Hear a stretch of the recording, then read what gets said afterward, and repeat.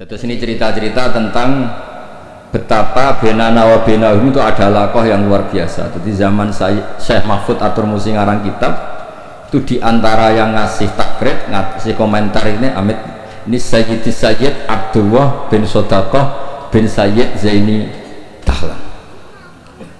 Ini di kitab Hasyatul Turmusi di juz 7. Jadi ketika di akhir juz diterangkan takridot dari beberapa ulama daripada Sadatinal Hasaniyin, yaitu Sayyid Abdullah bin Sodaqah bin Zaini Dahlan.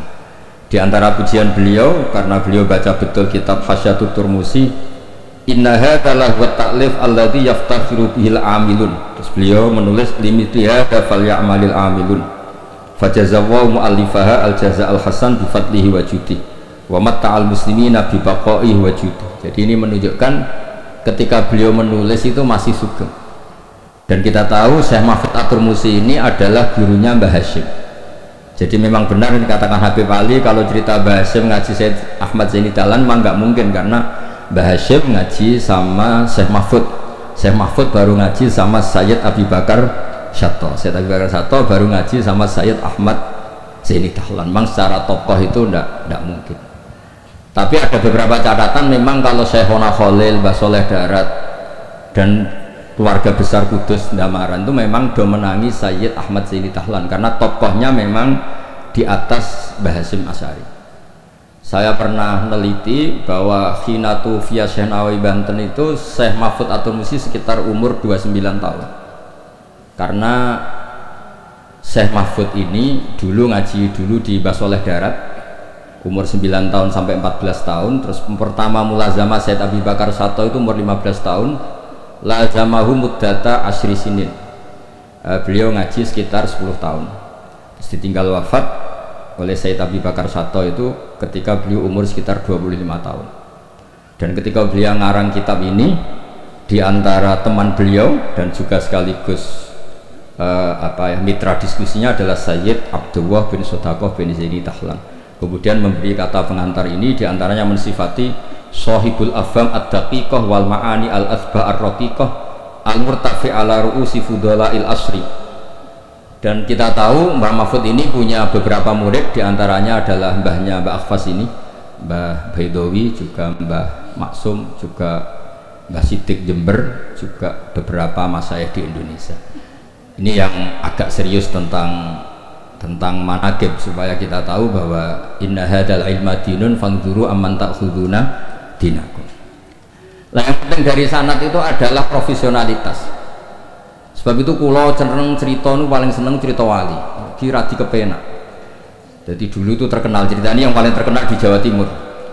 Ada santri itu gobloknya ada ketulungan. Jadi khidmah kiai tok, kiai ini ngopi, gaeno kopi, menolak kiai ini rokok, itu gaeno asbak, pokoknya khidmah terus. Suatu saat dia itu mati, ya mati betul.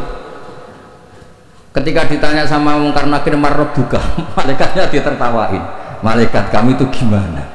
Kalau tanya itu ya sama yang pinter, tanya kok sama orang bodoh. Saya ini nggak pernah ngaji, hanya khidmah. Terus, lah yang pinter siapa? Itu yang di atas, maksudnya kiainya. Jadi malaikat dianggap gak profesional, wong bodoh kok ditakoi. Ini bisa dipakai, bisa dipraktekkan. Nanti kalau malaikatnya baik ya di ACC, kalau tidak ditabui. Jadi malaikat itu juga harus dimengertikan, di mana-mana tanya itu sama orang pinter, jangan tanya orang bodoh. Akhirnya terus karena kiainya ini kasyaf,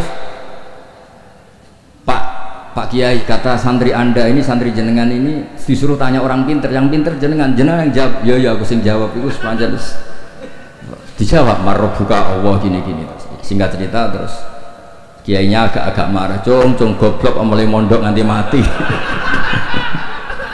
Nah ini cerita ini buyan tapi penting, karena kalau kita nanti masuk surga itu ngandalkan syafaat Rasulullah SAW. Kalau amal kita tidak cukup, amal pidato itu disangoni, itu serawan masalah.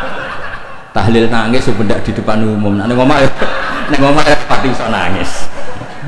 Ngaji semangat ya nak didelok wong ngene-ngene iki, ngaji ning omah ngontak ngantuk. Enggak meyakinkan, amal kita semua ini tidak meyakinkan. Yang meyakinkan itu syafaat Rasulullah sallallahu alaihi wasallam.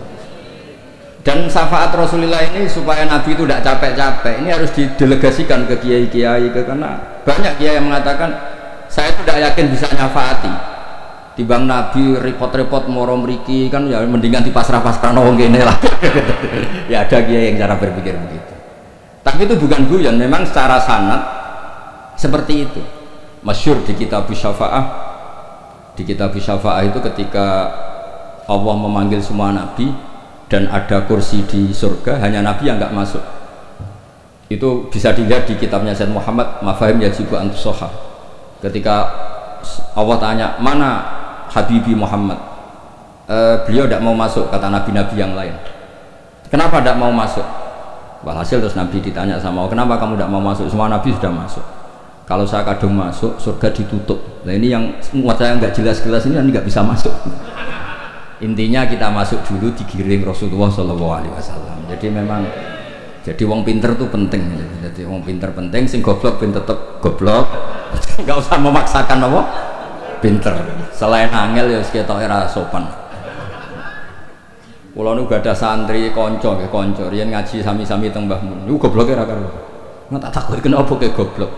Sungkan Gus, nyanyi Mbah Mun. Saya itu pernah dinasehati itu paling saya kenal. Gus, nak soleh udah nemen-nemen. Kenapa? Mari kok swargane ambek Mbah Mun sungkan, gak enak. Apa beda widadari sungkan? Apa pacaran widadari sungkan? Soleh pas-pasan, kok auraku. Itu saat kangen kok masuk akal. Ora enak. Sampeyan iso bayangno swarga awur Mbah Mun.